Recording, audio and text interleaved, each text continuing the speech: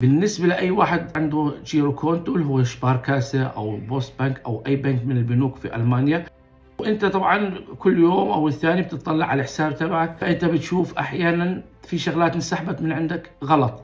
يعني أنت بتشوف مثلا انسحب من عندك 80 أورو، بتطلع شركة ما بعرفها، أنا ما جانيش منها رسائل، ما بعرفهاش، وهاي المشكلة بتقع عند الناس كلها. معي أنا وقعات كثير، بشوف أحيانا 70 أورو، بسأل مرتي بالأولاد ما حدا بيعرف وسحبوهن راحن. لا، هون بألمانيا عندك انت حماية على البنك تبعك لمدة 6 أسابيع. يعني أي واحد يسحب من عندك مصاري انت مش عارف مين هو الشخص هذا، صح مش صح، بتفوت على البنك تبعك، انت بتنزل على الانشتيلونج على الاعدادات، وبتفوت على ارجاع المبلغ اللي انسحب. بتفوت على المبلغ نفسه مثلا 70 أورو، تكبس عليه بيقول لك إعادة الإرجاع، ترجعه بيرجع المصاري على البنك عندك انت.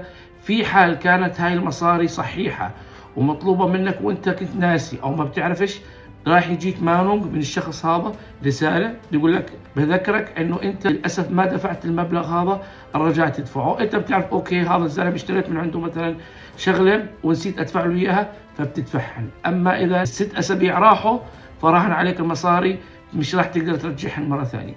والشغله الثانيه لازم تنتبهوا لها، انه انت المصاري اللي انت بتعملها اوبرفايزنج، يعني انت بتبعث مصاري على سبيل المثال لصاحب البيت، انت مثلا طلعت من البيت وانت تبعث له شهري، هون انت ما بتقدر ترجع المصاري هاي لانك انت بعثها بمعرفتك. المصاري اللي حكينا عليها المصاري اللي بتنسحب تلقائيا، لاس شريفت، هاي المصاري اللي بتنسحب تلقائيا انت معك 6 اسابيع تقدر ترجعها. تحياتي للجميع، معكم ابو صالح الدلكي، مع السلامه.